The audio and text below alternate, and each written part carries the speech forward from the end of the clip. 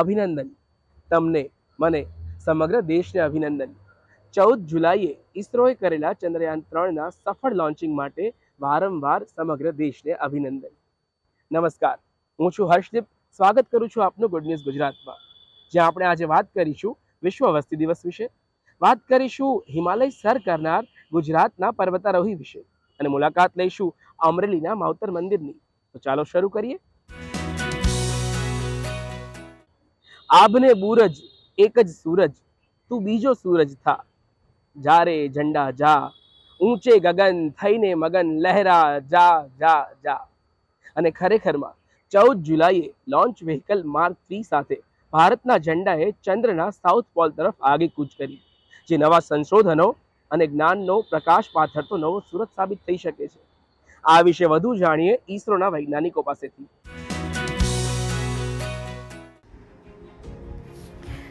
રાત્રિના આકાશમાં જેની શીતળતા પૃથ્વી પરની સમગ્ર જીવસૃષ્ટિ પર ફેલાય છે, મહાસાગરમાં આવતી ભરતી ઓટ, ફૂલોની મહેક, સમગ્ર પશુ પક્ષી, કૃષિ, વનસ્પતિમાં જેની હાજરી, પર્યાવરણ, આબોહવા કે પછી માણસના સ્વભાવ પર જેની વધતી ઘટતી કળાની અસર વર્તાય છે, તેવો પૃથ્વીનો એકમાત્ર પ્રાકૃતિક ઉપગ્રહ ચંદ્ર અનાદિકાળથી માનવ ઇતિહાસમાં એક વિશેષ સ્થાન ધરાવે છે. વિજ્ઞાનની દ્રષ્ટિએ જોઈએ તો ચંદ્ર એક મૂલ્યવાન વૈજ્ઞાનિક સંપત્તિ છે. ચંદ્ર પરના નમૂનાઓના અધ્યયનથી આપણા સૌરમંડળના પ્રારંભિક ઇતિહાસને જાણવામાં મદદ મળી શકે છે અને આથી જ ચંદ્રને આંબવાનું સ્વપ્ન દુનિયાના દરેક દેશો સેવી રહ્યા છે. ત્યારે હાલમાં જ 14મી જુલાઈએ ઇસરોએ ચંદ્રયાન 3 મિશનને સફળતાપૂર્વક પૃથ્વી પરથી ચંદ્ર પર પહોંચાડવા પ્રક્ષેપણ કર્યું. આ ઐતિહાસિક ઘટનાના આપણે સૌ સાક્ષી બન્યા. Lift off normal. Here we have a majestic lift-off of LVM-3 M4 rocket carrying India's prestigious Chandrayaan-3. તો ચંદ્રયાન 3 પ્રક્ષેપણના લગભગ 40 થી 42 દિવસ પછી ચંદ્રની ધરતી પર સોફ્ટ લેન્ડિંગ કરશે. Chandrayaan-3 has started its journey towards moon. Our dear LVM-3 has already put Chandrayaan-3 craft into the precise orbit around Earth. 170 by 36,500 kilometer was its intended target orbit, and it is precisely there now. And let us wish all the best for the Chandrayaan-3 craft to make its further orbit racing maneuvers and travel towards moon in the coming days. Chandrayaan 3ને સફળતાપૂર્વક ચંદ્ર પર soft landing કરાવવા માટે ઇસરોના વૈજ્ઞાનિકોએ અથાગ મહેનત કરી છે, જેમાં અમદાવાદ સ્પેસ એપ્લિકેશન સેન્ટરના વૈજ્ઞાનિકોએ પણ મહત્વની ભૂમિકા નિભાવી છે. और 10 डिग्री के ढलान पे अगर हमारा लैंडर उतरता है तो ये सेफली उतर पाएगा, soft and safe land possible होगा. तीसरी चीज़ है अर्थ से कम्युनिकेशन. जब आपको पता है कि लैंडर हमारा जो कम्युनिकेट करेगा अर्थ के साथ, तो ये जो ideation Indian deep space network जो है वो हमारे विजिबिलिटी में होना चाहिए, लैंडर उसके विजिबिलिटी में होना चाहिए, तभी वो जो सिग्नल्स हमको भेजेगा या हम जो उसको भेजेंगे वो कम्युनिकेट कर पाएगा. तो हमने ये भी देखा कि जो 14 दिन हैं हमारे वो विजिबल रेंज में होने चाहिए उसके, और चूंकि ये नियर साइड पे है और ये 14 दिन तक इसकी विजिबिलिटी है. विक्रम लैंडर जैसे ही 100 बाई 30 किलोमीटर में जाएगा, उसमें हमारा LI कैमरा लगा हुआ है, लैंडर इमेजर जी. ओके, जो हमको वो कहाँ से जा रहा है उसकी इमेजेस भेजता रहेगा जी. तो जब ये डिसेंट स्टार्ट होगा तो हर 3 सेकेंड पे हमको लैंडर इमेजर की इमेजेस मिलती रहेंगी. जब वो नीचे आना शुरू होगा तब हाँ, जो 16 सेकेंड्स हमारे 16 मिनट्स जो हमारे लैंडिंग में लगेंगे, तो हर 3 सेकेंड में हमारे पास एक इमेज होगी लैंडर इमेजर की जी. तो उसको जो सरफेस है वहाँ का वो कुछ इस तरह का दिखेगा, जो आपको फ्लाई थ्रू में जो दिख रहा है. ચંદ્રયાન મિશન 3માં 3 મુખ્યત્વે મોડ્યુલ છે: લેન્ડર, રોવર અને પ્રોપલ્શન. તો આ મોડ્યુલનું કાર્ય શું છે તે પણ જાણી લઈએ. कोई ऑर्बिटर है नहीं, तो अभी खाली लैंडर पे हम ध्यान दे रहे हैं. तो चंद्रयान-3 एक लैंडर या लैंडिंग मिशन है. चंद्र की सतह पर हमारे सेफली हमारा यान उतारने की.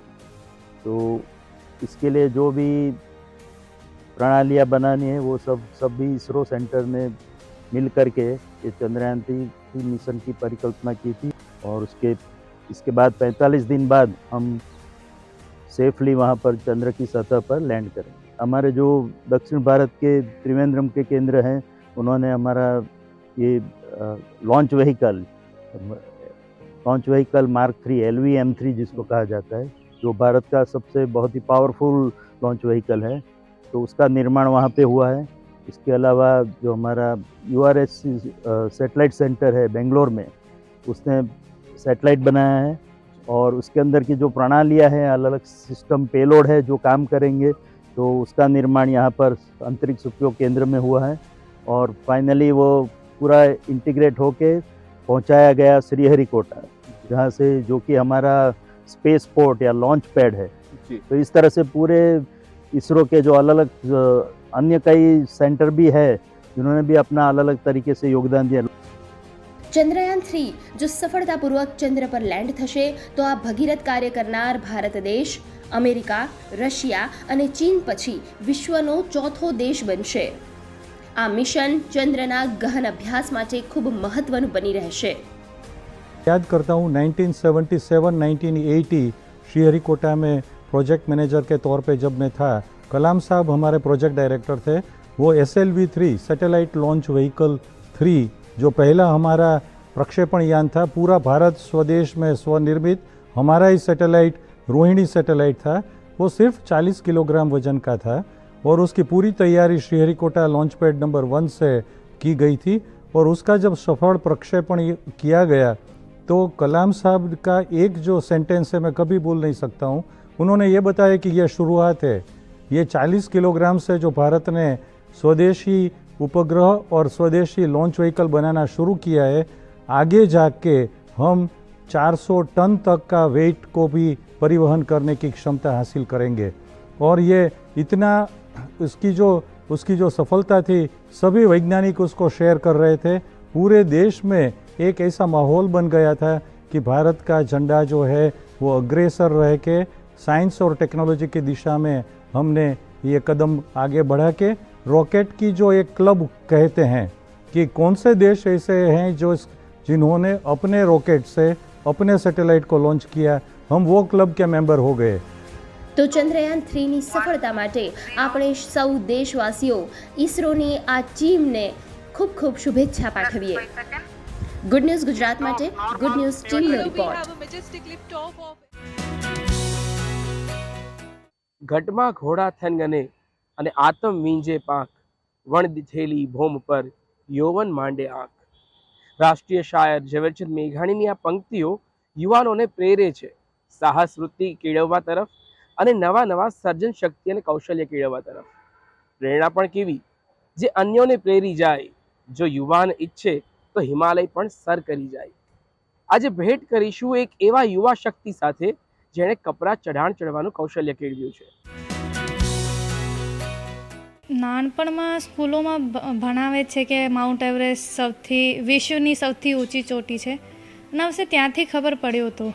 મારે જવાનું હતું એરફોર્સમાં અને એરફોર્સમાં હું નહીં જઈ શકતી હતી કેમ કે મારા ફ્લેટ ફીટ હતા. તો આના ઇન્ટરવ્યૂમાં મેં ફેલ થઈ ગઈ. તો પછી મેં વિચાર્યું કે મારે કશું મોટું અને કશું આવા કરવા છે કે જેનાથી આખા બહુ ઓછા લોકો કરતા હોય અને સૌથી ડિફરન્ટ હોય. ત્યારે મેં વિચાર્યું કે મારે માઉન્ટ એવરેસ્ટ સર કરવાનું છે.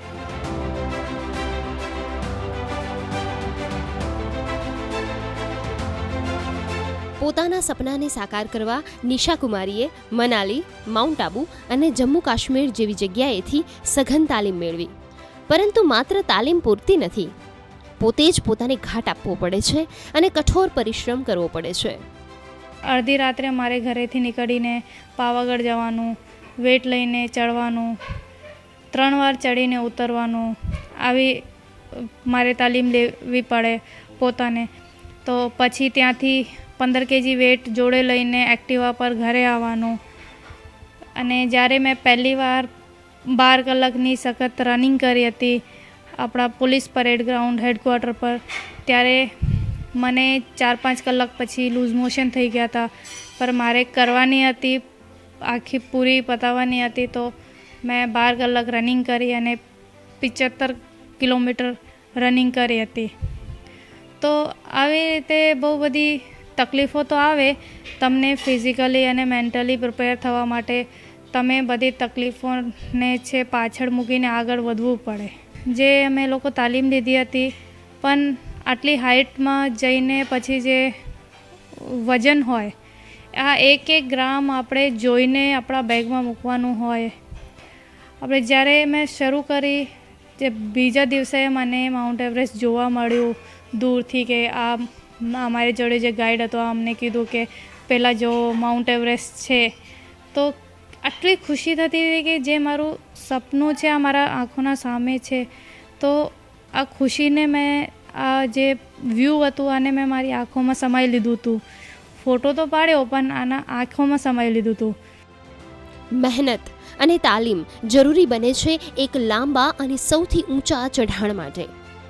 અલગ અલગ કેમ્પ અને ફેઝ પછી શરૂ થાય છે એવરેસ્ટનું છેલ્લું ચઢાણ. ફાઇનલ સમિટ હતું મારે 4 દિવસમાં પતી ગયો હતો. બેઝ કેમ્પથી ચાલુ કરીને ટોપ પર પહોંચીને મેં કેમ્પ 4માં ચોથા દિવસે પહોંચી ગઈ હતી. તો આમાં જ્યારે કેમ્પ 3થી 4ના વચ્ચે ચાલતા હતા ત્યારે જે વિન્ડ સ્પીડ હતી આ 40 km/hની વિન્ડ સ્પીડ હતી ને આમાં ચાલવાનું બહુ જ તકલીફ પડે કે તમને આગળનું કશું ના દેખાય અને રાસ્તાએ ના દેખાય. તમે રોપ જોડે બંધાયેલા હો તો આ રોપને જોઈને ચાલવું પડે કેમ કે રસ્તા ના દેખાય. આ સ્નોથી વિન્ડથી અને સ્નોથી કવર થઈ જાય.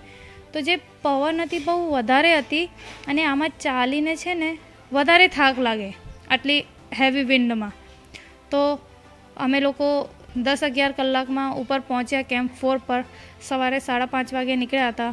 પછી 4 વાગે પહોંચીને ત્યાં આગળ 2 કલાકનું રેસ્ટ કર્યું કેમ્પ 4 પર. પછી અમે લોકો સમિટ માટે 6-6:15 વાગે નીકળી ગયા હતા. સમિટ પુશમાં નીકળ્યા.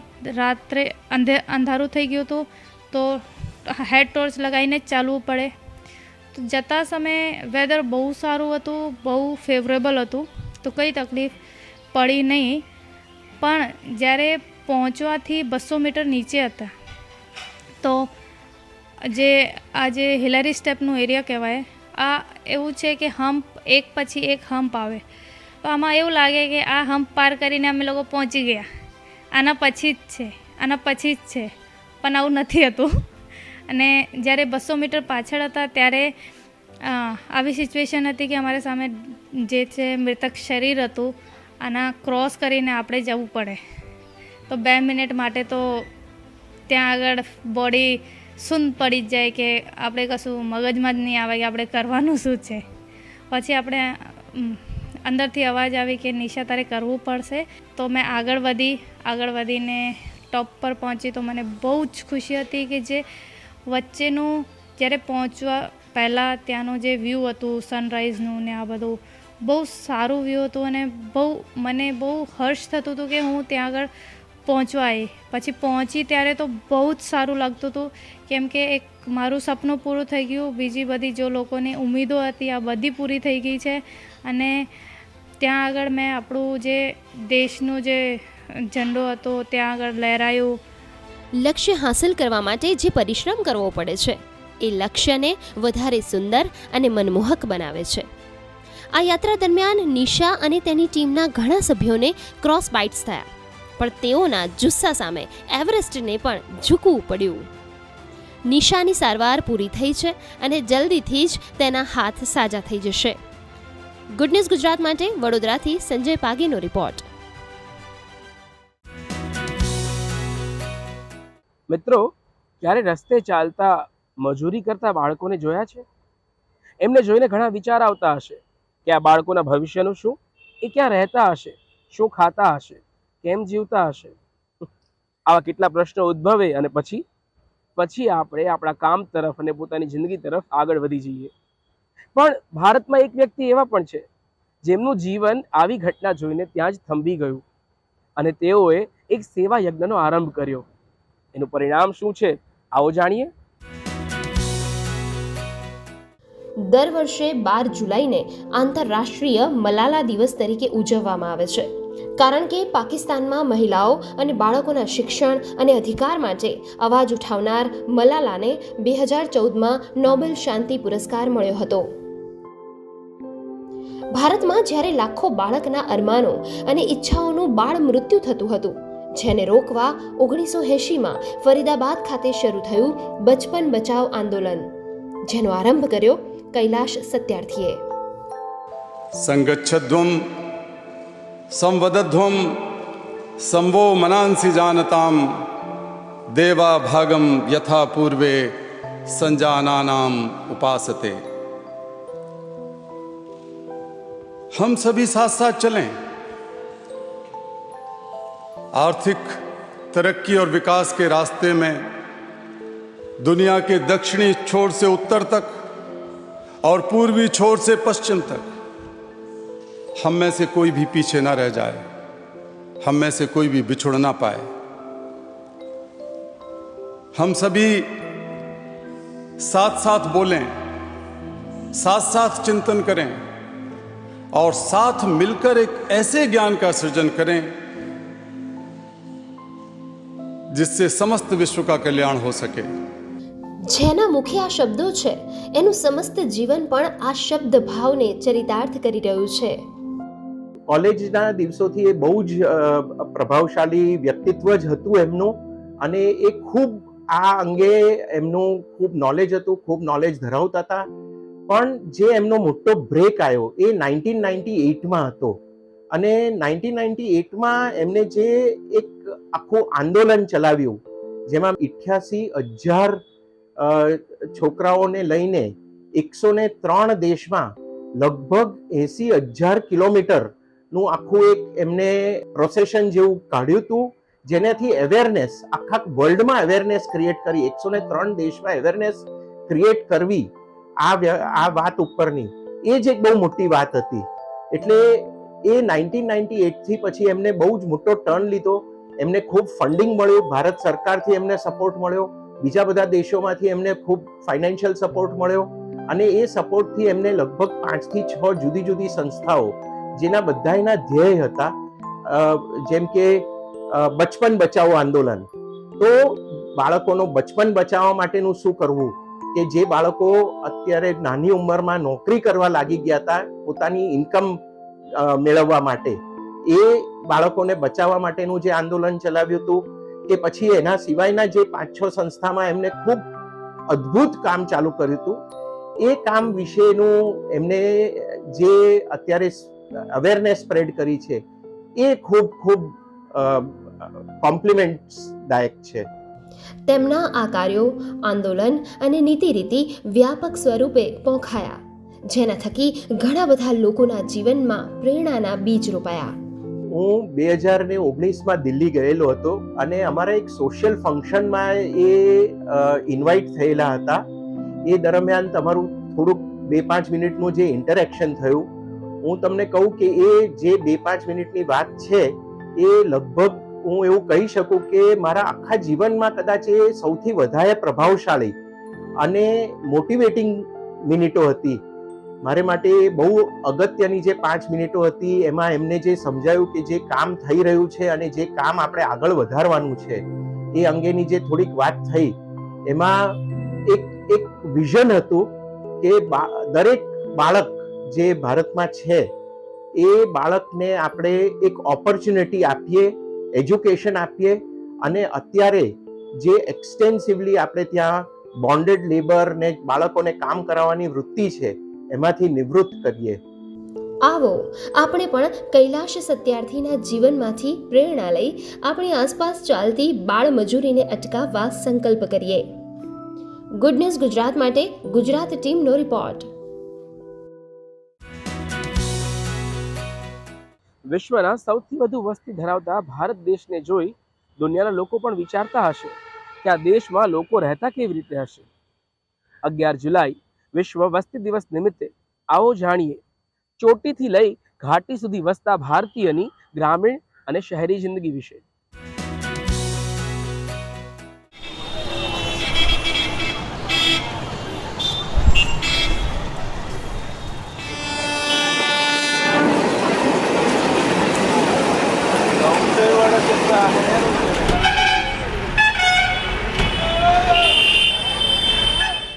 વસ્તીનો ખ્યાલ સામાન્ય રીતે આપણે એવું માનીએ છીએ કે વધુ વસ્તી એટલે ખરાબ અને ઓછી વસ્તી એટલે સારું. ખરેખર અર્થશાસ્ત્રમાં એવું નથી. તમે જુઓ ઘણા બધા યુરોપના દેશો અથવા તો હાઈ ઇન્કમ કન્ટ્રીઝ એવા છે કે જેમાં ઓછી વસ્તીની સમસ્યા છે. એટલે આ એક ભ્રમણા પણ આપણે તોડવાની જરૂર છે કે વધુ વસ્તી એટલે ખરાબ અને ઓછી વસ્તી એટલે સારી બાબત. નવો જે અભિગમ આવ્યો છે વસ્તીના સંદર્ભમાં, એ અભિગમ એવો છે કે જ્યારે વસ્તીનો વધારો થતો હોય તો એ વસ્તી વળતરના પણ સાથે જોડાયેલું છે, એટલે કે ડેમોગ્રાફિક ડિવિડન્ડ. વર્તમાન સમયમાં આપણે જ્યારે વાત કરતા હોઈએ તો ભારત સમગ્ર વિશ્વમાં સૌથી વધારે વસ્તી ધરાવતો દેશ થઈ ગયો છે. ચીનને આપણે આ 2023ના વર્ષમાં જ પાછળ રાખી દીધું, આપણે હવે પહેલા ક્રમે. સવાલ અહીંયા એ છે કે વસ્તીની વયજૂથ પ્રમાણેની ફાળવણી કેટલી છે, કામ કરનારી વસ્તી કેટલી છે, કામ ન કરનારી વસ્તી કેટલી છે, એ વસ્તીમાંથી શ્રમદળ એટલે લેબર ફોર્સ પાર્ટિસિપેશન રેટ કેટલો છે, એના આધારે નક્કી થાય છે કે વસ્તીનો ઉપયોગ આર્થિક ઉપાર્જનના કાર્યમાં કેટલી કાર્યક્ષમ રીતે કરી શકાશે. એક તરફ આપણે ગ્રામીણ અને શહેરી વિસ્તારોની વાત કરતા હોઈએ તો મોટે ભાગે એવું જોયું છે કે સ્થળાંતર ગામથી શહેર ભણી હોય છે. સરકાર દ્વારા અનેક પ્રયાસો કરવામાં આવે તેમ છતાં પણ આ ગ્રામીણ સ્થળાંતર શહેર સુધીનું એ અટકતું નથી. એની પાછળના કારણો એવા છે કે વિકાસ કાર્યો જે હોય એ વિકાસ કાર્યોની અંદર પણ સૌથી વધારે મજૂરોની જરૂર પડે તો એ પણ ગામથી શહેરમાં આવતા હોય. આપણે આદિવાસી વિસ્તારનો દાહોદ જિલ્લો જોઈએ તો દાહોદમાંથી સૌથી વધારે પ્રમાણમાં ગુજરાતની અંદર આ લોકો મજૂરી કરવા આવતા હોય છે. તો બીજી રીતે આપણે શિક્ષણની વાત જોઈએ અને યુવાનોને જોઈએ તો યુવાનો પણ શિક્ષણ મેળવવા માટે નીટ દોડાવે છે શહેરો તરફ. આ સ્થળાંતર છે એ લાંબા ગાળાનું હોતું નથી, શિક્ષણ મેળવવા માટેનું સ્થળાંતર હોય છે. પણ શિક્ષણ મેળવવાની સાથે સાથે જ્યારે રોજગારીની વાત આવે ત્યારે એ સ્થળાંતર બદલાતું હોય છે. એમાં ગ્રામીણ વિસ્તારોમાં યોગ્ય પ્રકારની આંતરમાળખાકીય સુવિધાઓ, ભૌતિક આંતરમાળખું અને સામાજિક આંતરમાળખું ઊભું થાય તો મને લાગે છે કે આ સ્થળાંતરને આપણે અટકાવી શકીએ. કોરોનાના સમયમાં આપણે બધાએ જોયું કે રિવર્સ માઇગ્રેશન થયું, લોકો શહેરો છોડીને ગામડાઓમાં પાછા જતા હતા અને પ્રશ્નો ઊભા થયા કે ભાઈ લોકો કેમ જાય છે શહેરો છોડીને. મને લાગે છે પ્રશ્ન જ ખોટો છે. ખરેખર પ્રશ્ન એ છે કે એમને ગામડું છોડીને ત્યાં આવવું જ કેમ પડ્યું. તો એનો અર્થ એ છે કે ગ્રામીણ વિસ્તારોમાં જો યોગ્ય પ્રકારની સુવિધાઓ, શિક્ષણની, આરોગ્યની, રોજગારીની તકોની એ ઊભી થશે તો મને લાગે છે કે આ સ્થળાંતરની સમસ્યા આપણે થોડીક ઓછી કરી શકીશું. અને એના કારણે જે શહેરો છે, શહેરો ઉપર જે દબાણ આવતું જાય છે, વધતી વસ્તીનું દબાણ, સ્થળાંતરિત થતા લોકો આવે એટલે એની સાથેની જે સમસ્યાઓ સંકળાયેલી છે, ધારો કે જેટલા લોકો વધારે આવે એટલી રહેઠાણની સમસ્યા, એટલે આ રહેઠાણો ઊભા કરવા પડે. રહેઠાણ ઊભા કરો એટલે પીવાના પાણીની વ્યવસ્થા, ગટર વ્યવસ્થા, સેનિટેશનની વ્યવસ્થા, કેટલી બધી બાબતો એની સાથે સંકળાયેલી છે.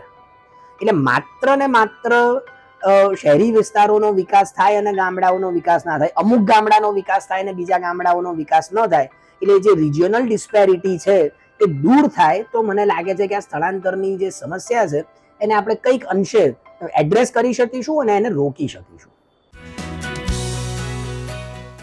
માતા પાર્વતી અને ભગવાન શંકરે એક દિવસ પોતાના બંને પુત્રોને બોલાવીને કહ્યું કે તમારે 68 તીરથની પરિક્રમા કરવાની છે. કાર્તિકેય તો ફટાફટ મોર પર આરૂઢ થઈને નીકળી પડ્યા યાત્રા કરવા. પણ ગણેશે માતા પિતાની પ્રદક્ષિણા કરી અને કહ્યું કે મારા તો 68 તીરથ એ મારા માવતર છે. અમરેલીમાં તાજેતરમાં એક ઘટના થઈ અને આ પ્રસંગ સૌને યાદ આવી જાય. તો આવો મુલાકાત લઈએ અમરેલીના માવતર મંદિરની.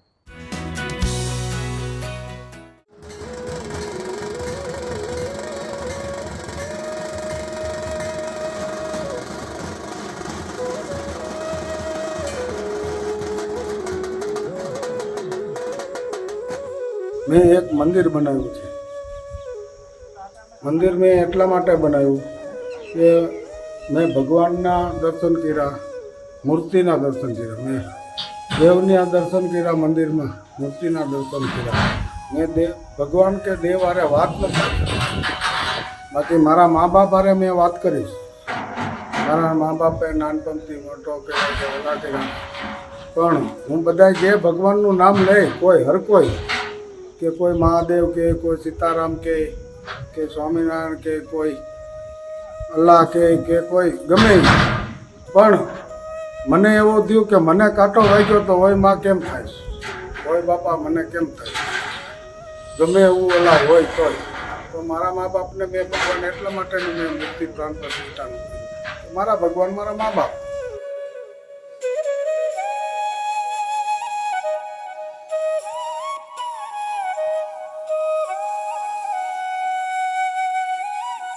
આ સમયનો તકાજો છે, અત્યારે મા બાપને સાચવવા બહુ અઘરું છે.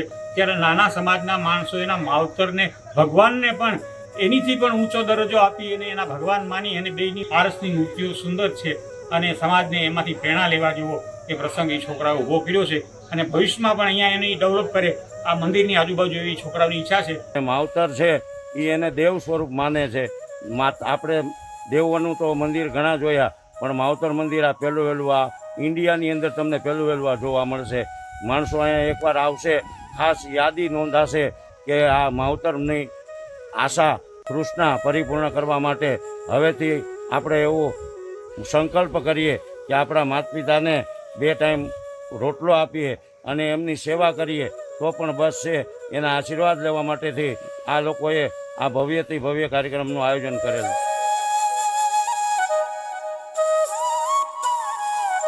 આ ખર્ચો છે એ મને ખર્ચાનો ઓલા નથી, પણ મારા માતા પિતાના માથું ટેકવવાનું મારા ભગવાન છે એ રીતનું ઓલા.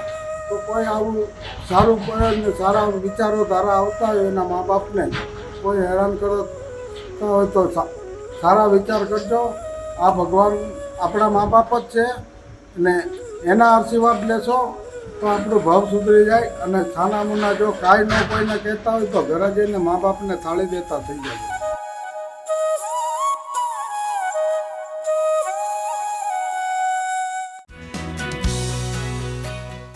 તો આ હતો અમારો સકારાત્મક ખબરનો કાર્યક્રમ ગુડ ન્યૂઝ ગુજરાત. આપ આપના અભિપ્રાય તથા આવા જ ગુડ ન્યૂઝ અમને મોકલી શકો છો goodnewsgujarat@gmail.com પર. આ કાર્યક્રમ આપ અમારી YouTube channel DD news Gujarati પર પણ નિહાળી શકો છો. આવતા સપ્તાહે ફરી મળીશું, ત્યાં સુધી રજા આપશો. નમસ્કાર.